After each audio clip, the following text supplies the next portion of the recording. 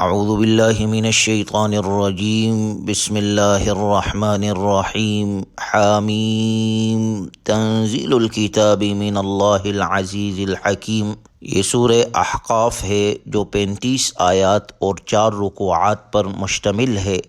اس صورت مبارکہ کی آیت نمبر 29 اور 30 سے معلوم ہوتا ہے کہ یہ اس وقت نازل ہوئی تھی جب جنات کی ایک جماعت نے حضور صلی اللہ علیہ وسلم سے قرآن سنا تھا۔ معتبر روایات کے مطابق یہ واقعہ ہجرت سے پہلے اس وقت پیش آیا تھا جب رسول اللہ صلی اللہ علیہ وسلم طائف سے واپس تشریف لا رہے تھے اور نخلہ کے مقام پر فجر کی نماز میں قرآن کریم کی تلاوت فرما رہے تھے۔ یہ مکی صورت ہے جس میں اسلام کے بنیادی عقائد یعنی توحید، رسالت اور آخرت کو دلائل کے ساتھ بیان کیا گیا ہے۔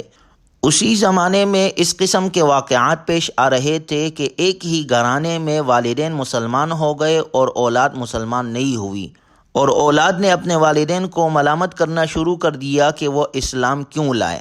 اس کے برعکس بعض گھرانوں میں اولاد مسلمان ہو گئی اور والدین مسلمان نہیں ہوئے اور انہوں نے اولاد پر تشدد شروع کر دیا۔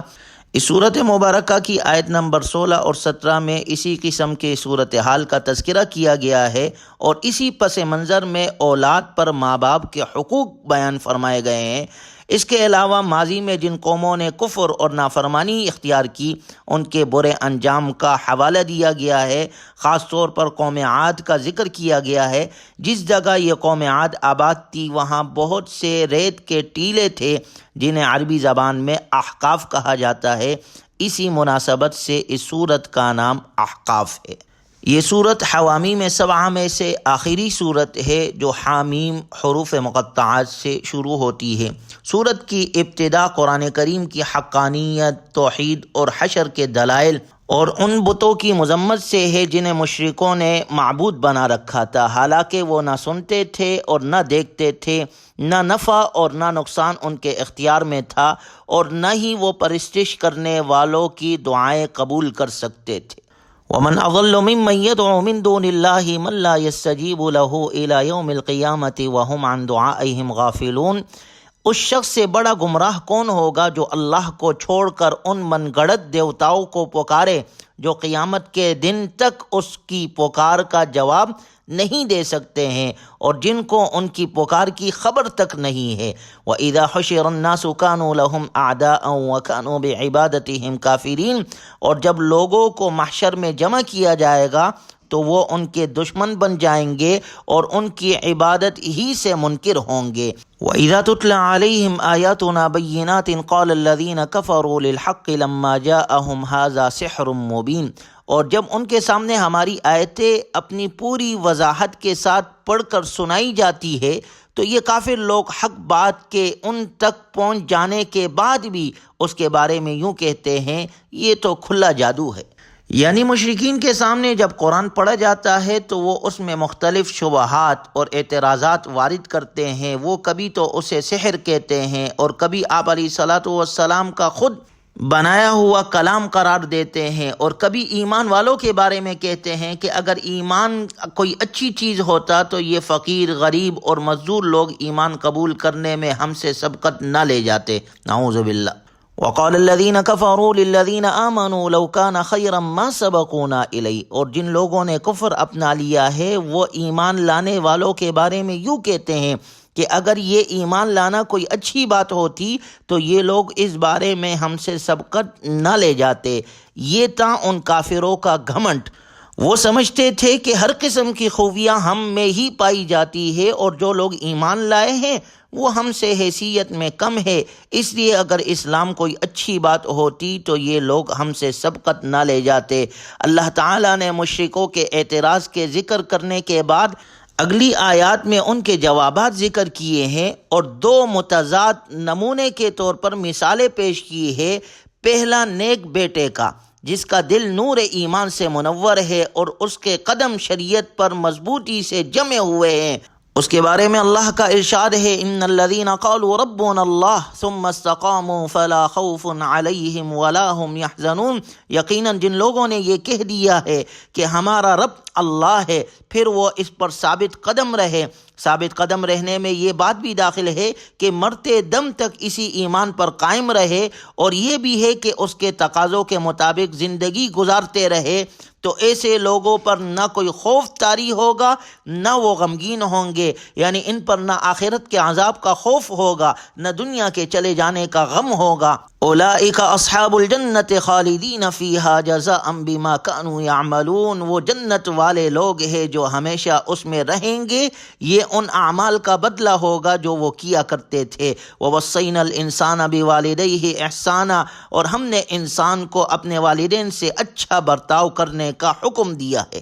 اس آیت مبارکہ میں یہ تعلیم دی گئی ہے کہ والدین کا انسان پر بہت بڑا احسان ہے، اس لیے جہاں تک ان کے ساتھ عام برتاؤ کا تعلق ہے اس میں اچھا سلوک ہی کرنا چاہیے، لیکن نہ عقیدے میں ان کا ساتھ دیا جائے اور نہ کسی گناہ کے کام میں ان کی بات مانی جائے۔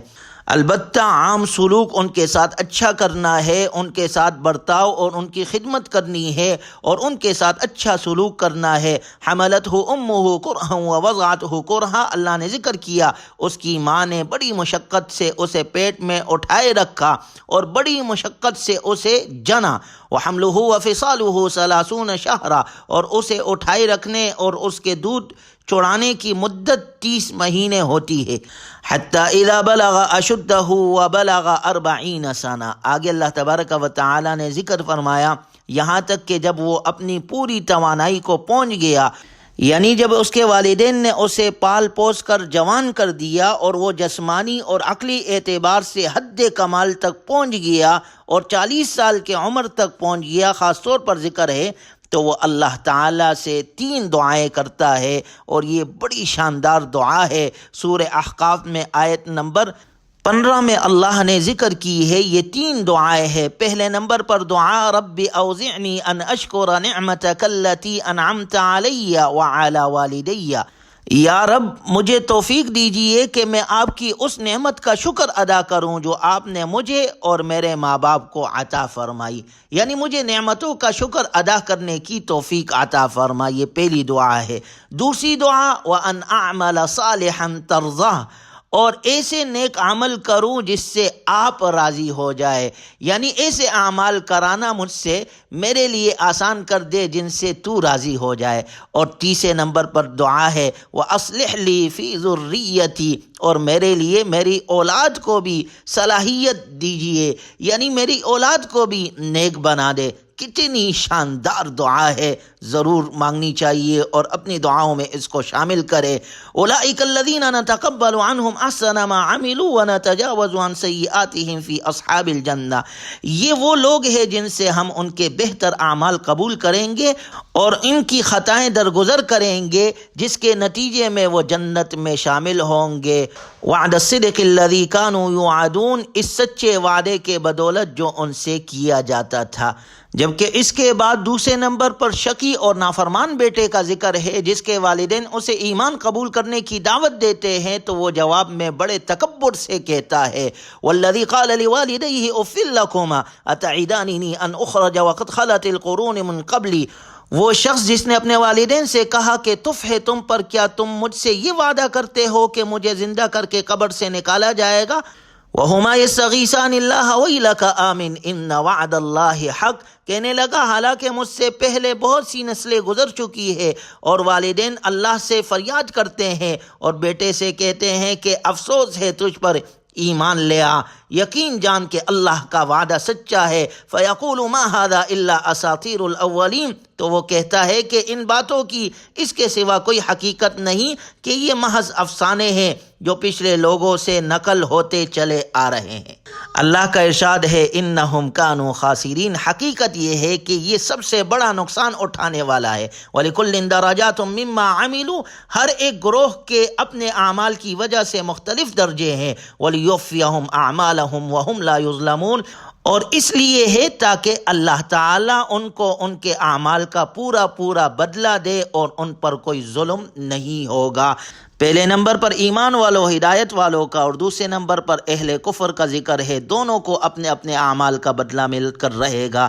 اللہ ہمیں قرآنی تعلیمات پر عمل کی توفیق نصیب فرمائے اور ہر قسم کی نافرمانی سے اللہ ہماری حفاظت فرمائے.